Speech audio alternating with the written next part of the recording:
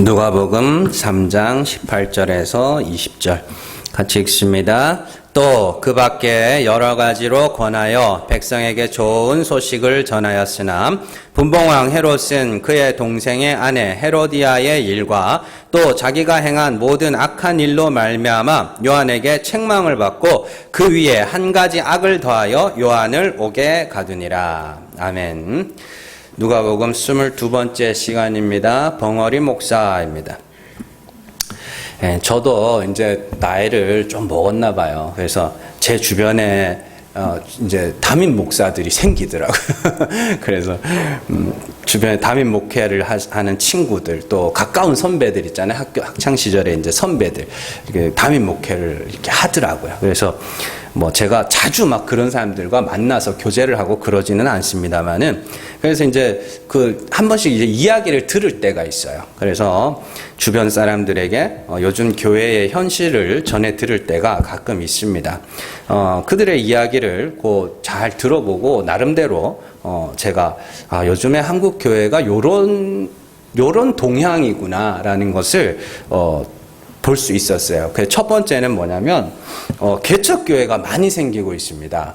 개척교회가 많이 생기고 있어요. 젊은 목회자들이 그나마 이제 20대, 30대에는 부교역자 생활을 합니다. 그런데 이제 40이 넘어가면 사실은 부목사 하기에는 나이가 많아요. 그리고 또 이렇게 담임 목사를 구하는 교회들이 담임 목사 자리는 별로 없잖아요.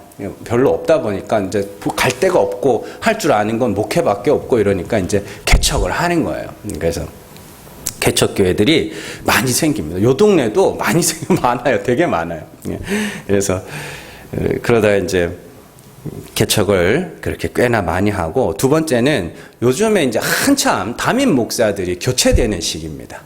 그리고 중대형 교회 있죠? 중형이라 그래도 한 100명 넘으면 중형 교회입니다. 그래서 이제 그런 교회들이 담임 목사들이 많이 교체가 돼요. 그래서 한국 교회의 최고 부흥기라고 할 수 있는 70년대, 80년대 그때 세워진 교회들 있잖아요. 그 목사님들이 이제 은퇴할 나이가 되셨어요. 그래가지고 교회들이 담임 목사들을 지금 많이 교체를 합니다. 그래서 그러다 보니까 이제 후임으로 40대, 50대 목사님들이 교회를 이어받는 경우들이 많이 있습니다. 그러다 보니까 최근에는 어떤 교회가 없냐면 개척을 해서 막 성장하는 교회들 있죠. 잘 찾아보기가 힘들어요. 그래서 개척을 해서 그냥 그렇게 겨우겨우 현상 유지하는 교회, 아니면 그냥 담임 목사님 바뀌어서 이어받는 그런 교회들이 대부분입니다. 그래서 모든 일에는 뭐 장단점이 있겠지만, 제가 이런 교회의 현실들을 이렇게 보면서 이게 치명적인 문제점을 하나 야기하고 있구나라는 것을 알게 됐어요. 이런 교회의 현실을 우리가 자세히 들여다보고 어떤 단점을 만들어내는지를 한번 오늘 살펴볼게요. 먼저 개척교회는요, 매 순간 생존을 걱정해야 됩니다. 그래서 목회자도 가정이 있고 또 자녀도 있고 해야 되다 보니까 생활을 해야 되잖아요. 자녀들 학교도 보내야 되고, 그리고 동시에 교회도 운영을 해야 됩니다. 그렇죠. 그래서 개척교회 성도들은 이런 목회자의 약점을 귀신같이 알아요. 그래서 무슨 문제가 생기거나 마음에 들지 않는 모습이 보이면 그냥 딱 진짜 필살기를 하나 꺼내죠. 나 그러면 교회 나갈래요. 이렇게. 필살기예요, 필살기. 네. 그래서 저도 개척교회 담임하고 있지만 대부분의 목회자들은 그 말을 들을 때마다 가슴이 철렁 내려앉습니다. 왜냐하면은 이 개척교회라는 곳이요, 성도 한 사람이 나가면 재정적인 어려움은 물론이거니와 예배 자체가 불가능해지는 경우들도 있거든요. 그러다 보니까 대부분의 개척교회 목사님들이 교회의 생존과 또 자신과 가족의 생존을 위해서 항상 마음을 졸이면서 목회를 합니다. 그리고 기존 교회에 후임으로 들어간 목회자들도 또 다른 고충이 있어요. 기존 교회 성도들은 자신들이 교회의 주인이며, 목회자는 자기들이 고용한 직원 정도로 생각을 합니다. 진짜로 그렇습니다. 그러니까 나는 이 교회에 30년 다녔어, 40년 다녔어, 이런 마음을 갖고 이제 새로 후임 목사님이 들어오잖아요. 그러면 이제 뭐냐면 전 직원인 거예요. 내가 고용한 직원. 그렇게 생각을 하는 거죠. 그래서 여러분들 그 주인의식과 주인행세는 완전히 다릅니다. 주인의식이라는 거는 교회가 잘 되기를 바라는 마음으로 자신이 맡겨진 일에 책임감 있게 하는 걸 주인의식이라고 하고요. 주인행세라는 건 그거 완전 달라요. 주인행세는 내가 교회의 주인이에요. 그래서 내가 원하는 대로 돼야 되는 거예요. 그걸 주인행세라 그래요. 어쨌든 교회에서 주인행사하는 성도가 많다 보니까 큰 교회 목사들은 장로들과 성도들의 세력 다툼 속에서 세력 다툼을 합니다. 그래가지고 항상 위태위태해요. 자기 자리가 위태위태한 거예요. 언제 쫓겨날지 몰라가지고. 그러면서 자기가 목표를 세우고 계획을 세워서 좋은 교회, 올바른 교회를 만들기 위한 시도를 하는 것이 아니라 딱 욕 안 얻어먹을 정도로 합니다. 정말로 딱 욕 안 얻어먹을 정도로밖에 목회를 못해요. 이렇게 합시다 이 말을 못해요. 왜냐하면 내가 이렇게 합시다 라고 하면 다른 사람들이 누군가가 반대하잖아요. 그러면 이제 난리 나는 거예요. 거기서 싸움 나고. 이런 교회의 현실이 어떤 문제를 야기할 것 같으세요? 목사들을 벙어리로 만들어요. 진리를 말하고 십자가를 말하며 인간의 죄를 말해야 하는 목회자들의 입을 막아버리고 어쩔 수 없이 성도들이 좋아하는 말을 해야 하고 성도들이 듣기 싫은 말은 못하게 만들어요. 진짜로 그래요. 이런 교회의 현실에 대해서 들으면서 제가 의문이 생겼습니다. 그러면 목사라는 존재가 교회를 지키기 위해서 존재하는 자인가? 아니면 성도들의 영혼을 구원하기 위해서 존재하는 자인가? 의문이 들기 시작했어요. 힘들어하는 목사들에게도 똑같이 질문했습니다. 당신네들은 교회를 유지하기 위해서 목회를 하는 거요? 아니면 성도들을 한 사람이라도 구원하기 위해서 목회를 하는 거냐고. 그러니까 그들은 다 그래요. 영혼을 구원하기 위해서 목회를 해야 하는 건 알지만 현실이 그렇지 못해야 되는 거예요. 다 이해해요. 정말로. 그래서 그들의 대답을 들으면서 제가 참 너무 감사했어요. 너무 감사했어요. 지금까지 하나님께서 이 교회를 이끌어 주셨고 부족하지만 가만히 지켜보면서 진리를 전한다고 할 때 말없이 듣고 따라와 준 성도들이 너무 고마웠어요. 우리 교회는 항상 좋아요. 완벽하진 못합니다. 그렇다고 완벽하다는 이야기는 아니에요. 좋다고요. 좋아요. 앞으로도 여러분들이 그 마음이 절대 변하지 않기를 바라며 여러분들 스스로도 그 마음이 변하지 않도록 늘 깨어 있어야 됩니다. 한순간에 돌아선다니까요. 한순간에. 교회의 존재 목적은 교회가 존재하기 위해서 존재하는 게 아닙니다. 이 예배당을 유지하기 위해서 교회가 존재하는 게 아니고 한 사람에게라도 주의 복음을 증거해서 그들을 구원하기 위하여 존재하는 겁니다. 그래서 여러분들이 하나님이 교회를 세우신 목적에 맞게 그렇게 존재하는 교회가 될 수 있도록 늘 기도를 해주셔야 돼요. 교회를 위해서 잊지 마시고 우리 교회 사람 많이 오게 해주세요. 예, 그것도 좋아요. 근데 교회가 존재하기 위하여 존재하는 교회 말고 정말로 영혼 구원을 위해서 한 사람이라도 하나님 나라에 보내기 위해서 그렇게 존재할 수 있는 그런 교회가 될 수 있도록 기도를 하셔야 된다고요. 여러분들 교회의 존재 목적을 우리가 좀 성경을 통해서 조금 더 구체적이고 현실적으로 생각해 보면 교회라는 곳은 인간의 실체가 낱낱이 까발려지는 곳입니다. 인간의 위선과 가식과 가면이 완전히 까발려져서 죄가 드러나고 허물이 드러나고 그래서 어떻게 해요? 예수 그리스도 외에는 나를 구원할 자가 없구나라는 그 자리로 가는 것이 교회의 존재 목적이에요. 그래서 강단에서는 반드시 성도들의 죄가 선포되어야 하고요. 이와 동시에 벗은 자를 덧입혀 주시는 하나님의 은혜, 우리의 죄를 대속하신 예수 그리스도의 십자가 사랑이 죄와 동시에 선포됨으로써 고난과 위로가 함께 존재하는 그런 곳입니다. 자, 고린도후서 1장 3절에서 5절 말씀 같이 읽습니다.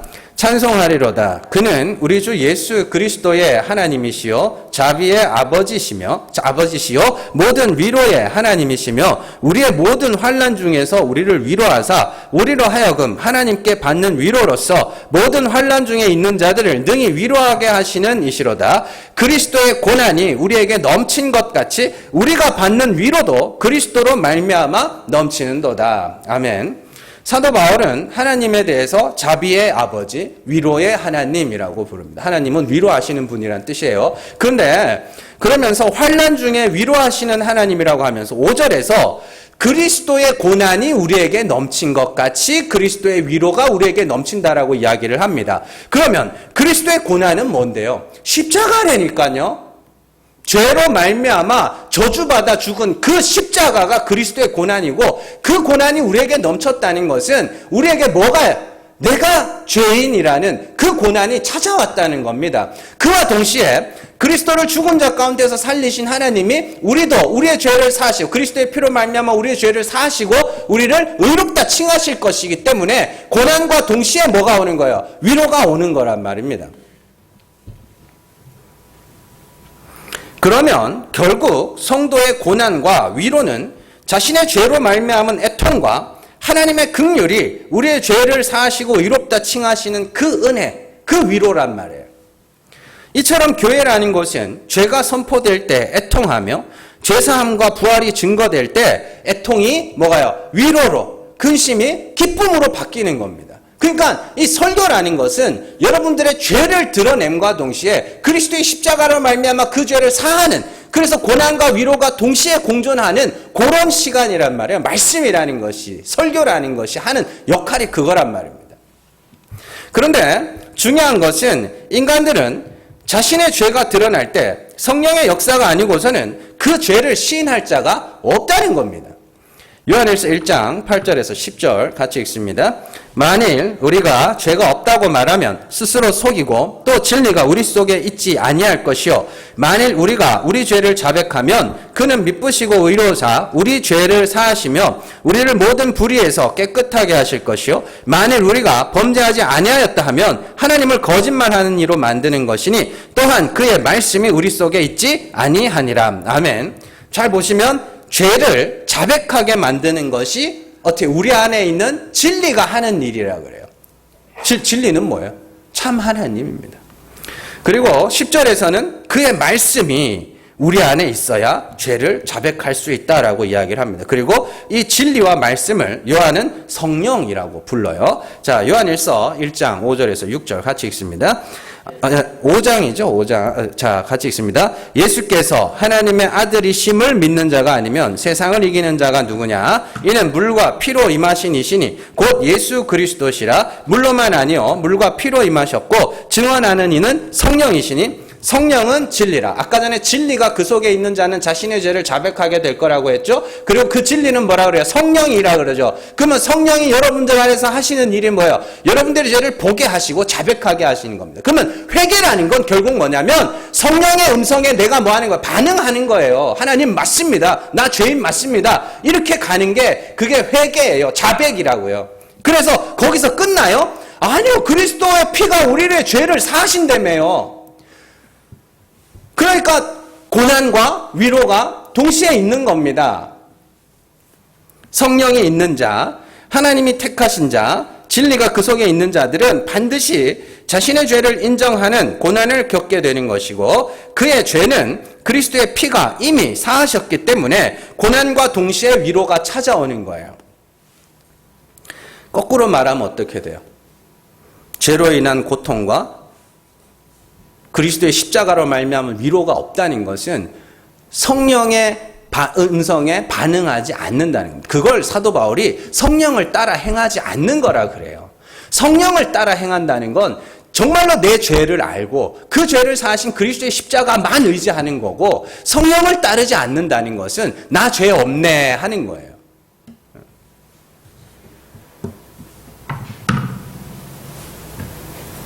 그러면 이런 말씀들은요, 우리가 아주 중요한 두 가지 사실을 우리에게 말해주는데, 첫 번째는 사람이 사람의 죄를 자백하게 할 수 없다는 겁니다. 인간들은 자신의 치부가 드러나는 것을 극도로 싫어합니다. 오늘 말씀에 나오는 헤롯과 헤로디아는 오늘날 교회 안에 있는 두 부류의 사람들을 그대로 보여주는 인물이에요. 오늘 말씀만 보면은 헤롯이 세례 요한을 싫어한 것처럼 보기 쉽지만 사실 헤롯은 세례 요한을 굉장히 좋아했습니다. 마가복음 6장 17절에서 20절 같이 읽습니다.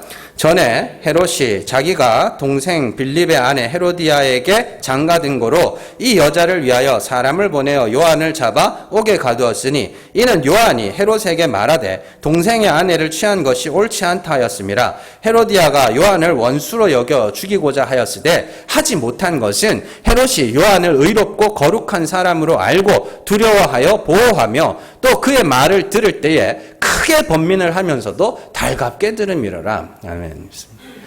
이 세례 요한을 잡아들인 사람은 정확하게 말하면 헤롯이 아닙니다. 헤로디아예요.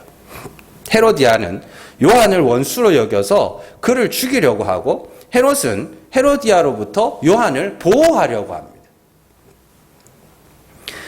그뿐 아니라 헤롯은 요한이 선지자인 줄을 알아보고 도리어 그의 말을 들을 때에 번민하면서도, 왜 번민해요? 그 부끄러움을 막 드러내니까 왜 동생의 아내를 취하냐고, 너 왜 그렇게 못되게 사냐고, 선지자가 죄를 선포하는 거예요. 그러니까 그게 부끄러움이 드러나니까 그 번민하는 거예요. 그러면서도 뭐예요? 달갑게 들었어요.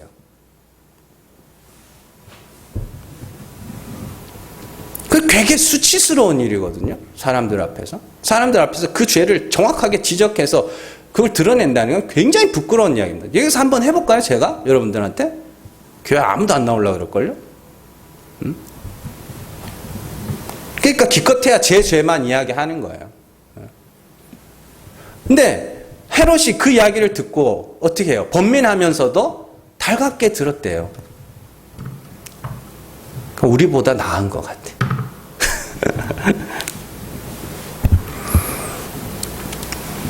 그런데 문제는 아무리 맞는 말로 받아들이고 아무리 옳은 말로 받아들인다고 해도 그 말이 관계의 문턱을 넘지를 못하는 거예요. 헤로디아가 옆에서 팍 이러니까 어쩔 수 없이 따라가는 거예요. 그게 오늘 말씀에 나오는 한 가지 악을 더하여거든요. 이게 우리가 이 한글 성경이 번역을 조금 이상하게 해놔가지고 그래서 그 위에 한 가지 악을 더하여 요한을 옥에 가두니 이렇게 돼 있는데 그게 뭐냐면 요한을 옥에 가두는 한 가지 악을 더하였다 이런 뜻입니다. 번민했어요. 근데 또 그러면서도 달갑게 들었어요. 요한을 선지자로 알았다니까요. 근데 관계의 턱을 넘지를 못하는 거예요.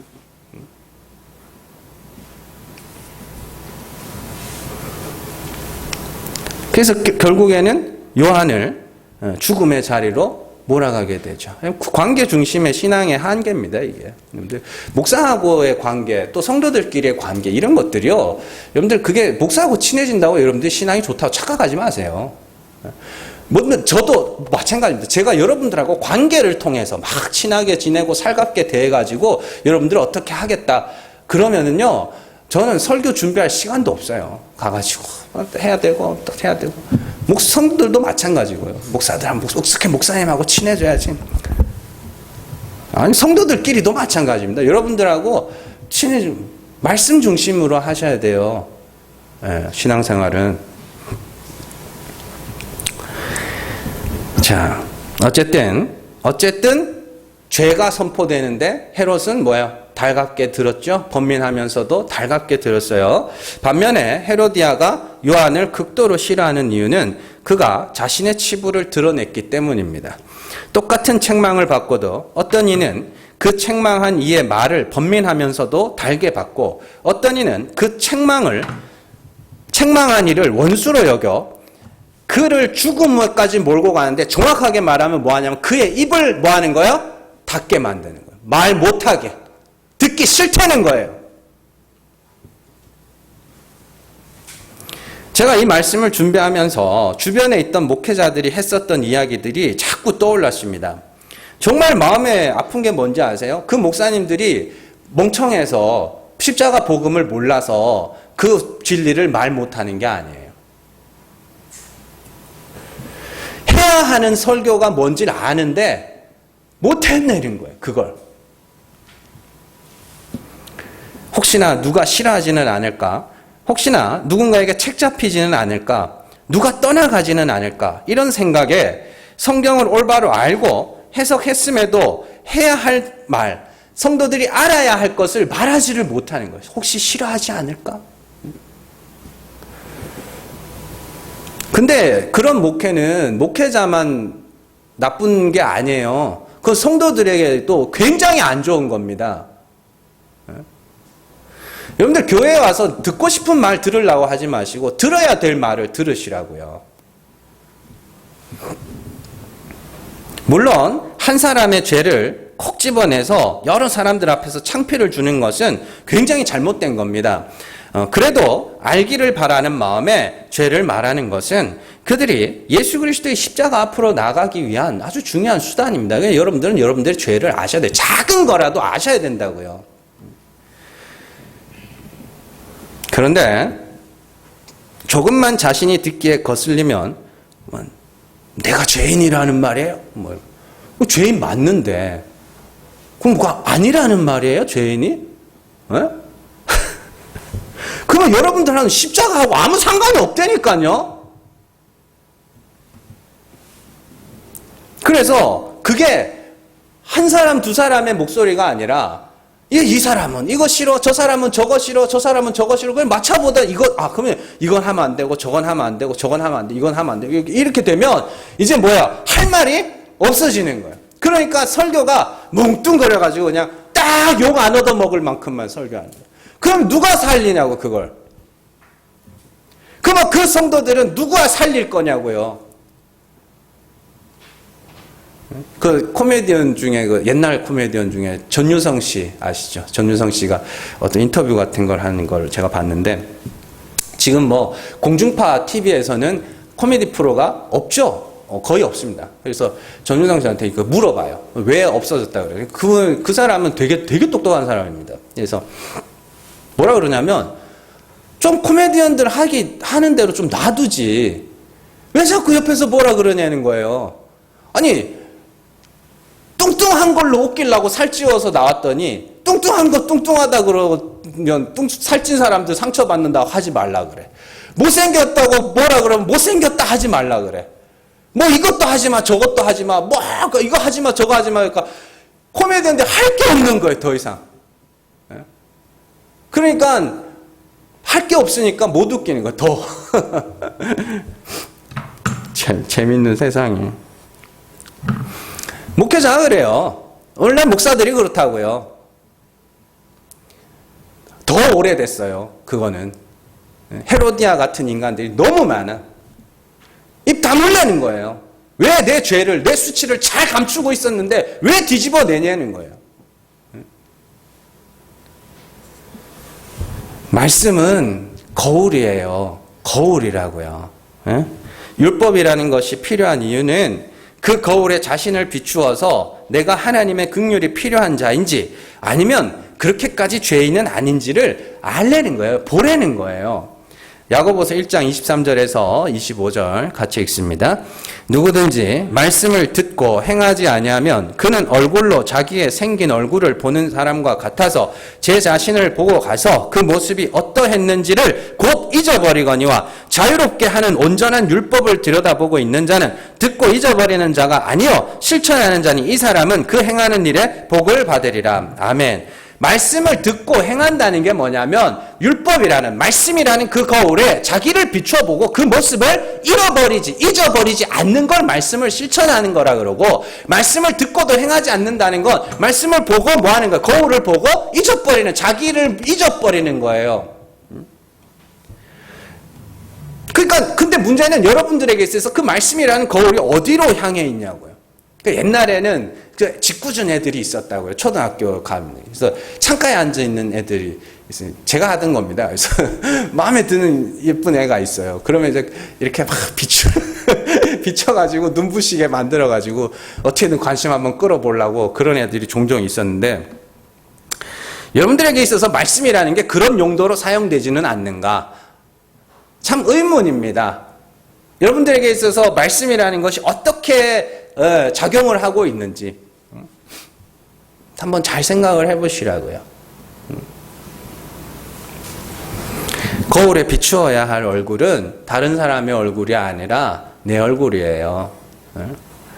예레미야서에서 하나님이 새 언약을 설명하시면서 율법을 돌판에 새기지 않고 마음판에 새기겠다 이런 말씀을 많이 하죠. 뭐 잘 박힌 목과 같이 뭐 그렇게 하겠다. 금강석 철필로 마음에 새기겠다.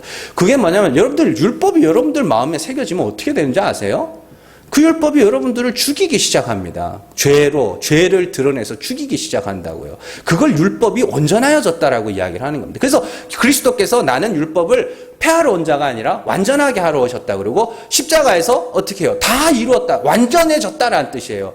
이렇게 죽는 게 율법에 맞아서 그 죄로 말미암아 이렇게 저주받아 죽을 자로 드러나는 것이 그것이 뭐예요? 율법이 완성된 거야. 그렇게 율법이 완성되자 하나님의 은혜가 그리스도를 죽은 자 가운데서 살려내시잖아요. 그러면 여러분들에게 있어서 말씀이라는 게 어떤 용도로 사용되냐면 그 거울에 말씀이라는 율법이라는 그 거울에 자기가 비추어보고 내가 진짜 십자가에서 못 박혀 죽었어야 될 저주받은 죄인이구나를 그 자리로 가야 되는데 그 말을 하는 거울을 깨부수는 거예요.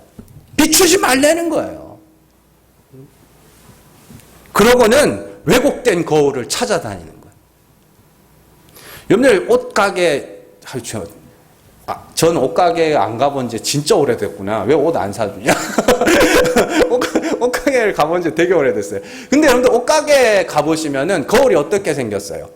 길고 이게 요렇게 누워 있습니다. 네, 요렇게 누워 있어요. 왜냐하면은 그리고 좁아요. 그럼 좁으면 어떻게 돼요? 날 비추려면 뒤로 가야 되죠. 뒤로 가서 이렇게 누워 있으면 사람이 길게 보입니다. 그러면 어떻게 돼요? 아이고 옷발이 선다고요. 뚱뚱한 사람이 옷을 입어도 옷발이 서요. 그걸 앞에 서면. 그래가지고 멋있다 이러고 집에 와가지고 사서 입어봤는데 짤몽장해가지고 뭐 살쪘나 막 이런다고요. 응? 그런데 여러분들이 진짜로 그렇게 되시면 안 됩니다. 왜곡된 거울을 찾아다니지 마세요. 우리 다 죄인입니다. 저주받은 티끌이고 흙일 뿐입니다. 그러면 여러분들 안에서 자라나는 그 죄악들을 보셔야 돼요. 진리의 빛이 하나님의 말씀이 하는 일이 그거거든요. 그리고는 거기서 끝나지 않는다고요. 그 고난에서 십자가가 그걸 드러나는 즉시 깨끗게 하셨기 때문에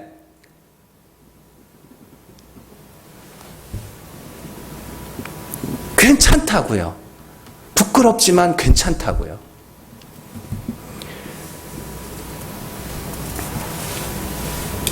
성령이 여러분의 마음을 부드러운 마음으로 바꿔주셨으면 좋겠습니다. 참 한 주 동안 그 기도를 얼마나 했는지. 저는 여기 서서 인간의 가증스럽고 추악하고 위선적인 모습들을 고발해낼 것이고 동시에 그리스도의 십자가를 선포할 겁니다. 늘 그렇게 할 겁니다. 그러면 여러분들이 왜 저 사람은 내 부끄러움을 저렇게 말하는가? 입을 막으려고 하지 마세요. 그리스도의 십자가로 달려가세요. 괜찮다고요.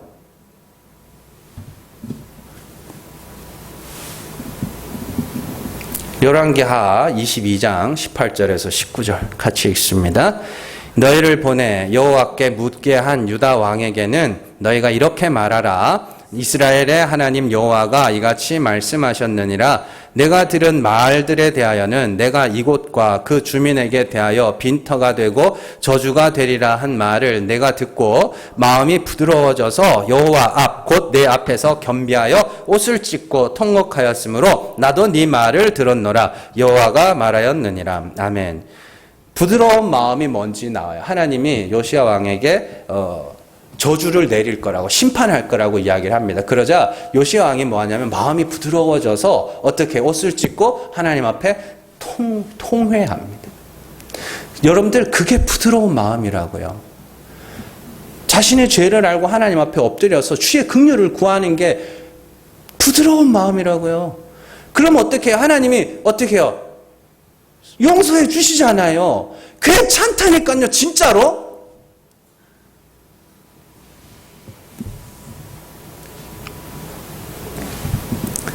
그래서 성령이 역사하셔서 굳은 마음을 부드럽게 하시면 그에 반응하여 주의 이름을 부르짖는 자리로 가시면 돼요. 그 자리에서 예수 그리스도의 십자가로 위로를 받으시라고요. 사람에게서 위로를 찾지 마시고 내 죄가 드러나고 내 부끄러움이 드러나면 그리스도의 십자가로 위로를 받으시면 돼요. 하나님이 그래 그거 봐 그러니까 고치면 내가 해주 아니라니까요. 뭘 고쳐요. 그래서 내 아들을 죽인 거야 라고 가는 거지. 괜찮아 잘 왔어 하는 거지. 두 번째는 그럼에도 불구하고 사람이 죄를 말해야 하나님이 깨닫게 하신다라는 것입니다. 누군가는 성도들의 작은 죄라도 죄라고 말을 해줘야 합니다. 그리고 그 이후에는 하나님께 맡겨야 되는 거죠.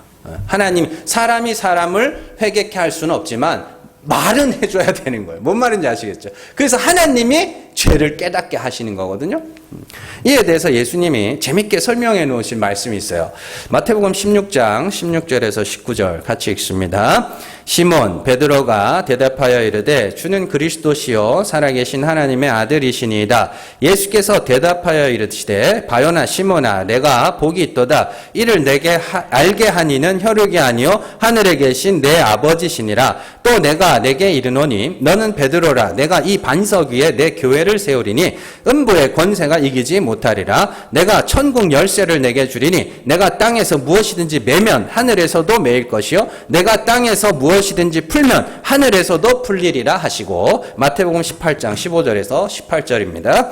내 형제가 죄를 범하거든 가서 너와 그 사람과만 상대하여 권고하라. 만일 들으면 내가 내 형제를 얻은 것이요 만일 듣지 않거든 한두 사람을 데리고 가서 두세 증인의 입으로 말마다 확증하게 하라. 만일 그들의 말도 듣지 아니하거든 교회의 말하고 교회의 말도 듣지 않거든 이방인과 세리와 같이 여기라. 진실로 너희에게 이르노니 무엇이든지 너희가 땅에서 매면 하늘에서도 매일 것이요 무엇이든지 땅에서 풀면 하늘에서도 풀리리라. 아멘. 잘 보세요. 이 두 말씀이 전혀 상관없는 말씀처럼 보이지만 두 말씀의 결론이 다 하늘에서 매면 땅에서 매면 하늘에서 매고 땅에서 풀면 하늘에서도 풀린다라고 끝나죠. 두 말씀의 결론이 다. 그건 두 말씀이 뭐예요? 같은 이야기라는 소리입니다. 예수님이 이 말씀을 하신 이유는 시몬 베드로가 주는 그리스도시요 살아계신 하나님의 아들입니다라고 고백을 했죠. 그러자 예수님이 뭐라 그래요? 16장 17절에서 뭐라 그래요? 이를 내게 알게 하니는 혈육이 아니요 하나님이라고 이야기를 합니다.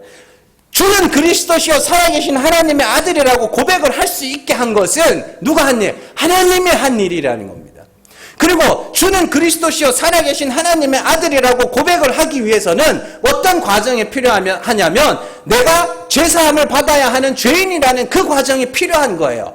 그래서 누군가가 가서 어떻게 해요? 죄를 말할 때 그가 들으면 형제를 얻는 거라 그래요. 근데 한 사람이 가서 죄를 말한다고 들어요? 안 들어요? 안 들어요. 그래서 한두 사람을 더 데리고 갑니다. 그래서 말마다 확증하게 하라 그래요. 그래도 들어요? 안 들어요? 안 들어요. 교회 앞에 말하면 들어요? 안 들어요. 그럼 어떻게 해야 돼요? 두세 사람이 내 이름으로 모인 곳에는 나도 그와 함께 있어 그 기도를 듣겠다고 그 말씀이 18장 15절에 18절 그 뒤에 나오거든요. 두세 사람이 함께 있다는. 그러면 그 두세 사람이 누군데요? 그 한 사람을 위하여 형제 하나를 위하여 죄를 말하러 갔던 처음에 그 사람과 그 사람이 데리고 갔던 한두 사람 있죠? 요 사람이 두세 사람이란 말입니다. 그들이 하나님 앞에 뭐 하는 거예요? 하나님, 저 사람이 자신의 죄를 알고 그리스도로 말미암아 죄사함 받아야 하는 자임을 알게 해달라고 기도하면 그가 진짜 하나님이 택하신 형제라면 하나님이 반드시 그 기도를 뭐 할 거라는 거예요? 들어주실 거라는 겁니다. 그러면 결국에는 죄를 자백하고 어떻게 해요? 그리스도를 주라 고백할 수 있게 만드시는 분은 누구예요? 하나님. 그러면 사람이 할 수 있는 건 말해주는 것밖에 없다니까요. 회개 안 하면 죽일 거야. 막 두들겨 팰 거야. 이래가지고 회개를 시키는 게 아니고.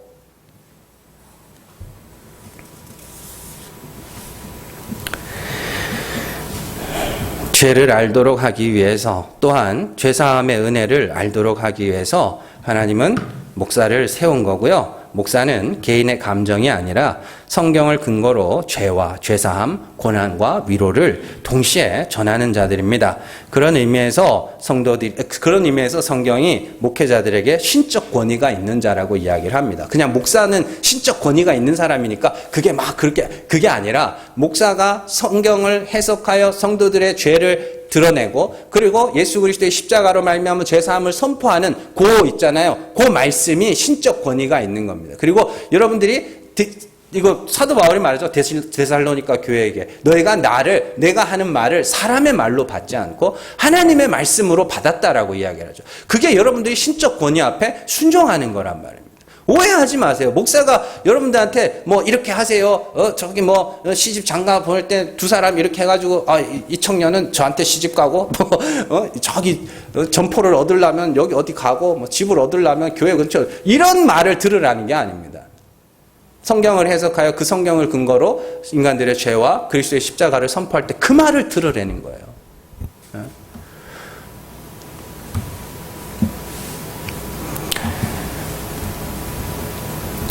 저는 우리 교회의 존립을 위해서 목회하고 싶지 않아요.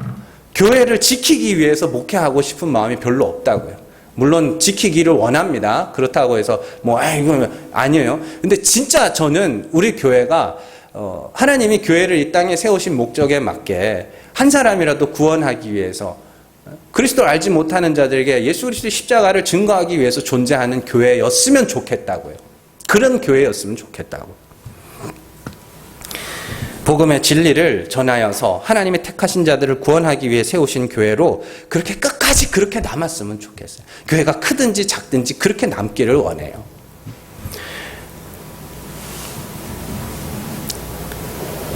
여러분들, 교회는 큰 교회, 작은 교회, 좋은 교회, 나쁜 교회가 따로 존재하지 않습니다. 진리가 증거되느냐 아니면 그냥 사람이 듣기 좋은 말만 증거되느냐 이렇게 나뉠 것일 뿐입니다.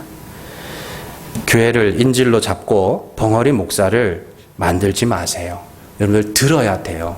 믿음은 들음에서 나는 겁니다. 그리고 들음은 하나님의 말씀.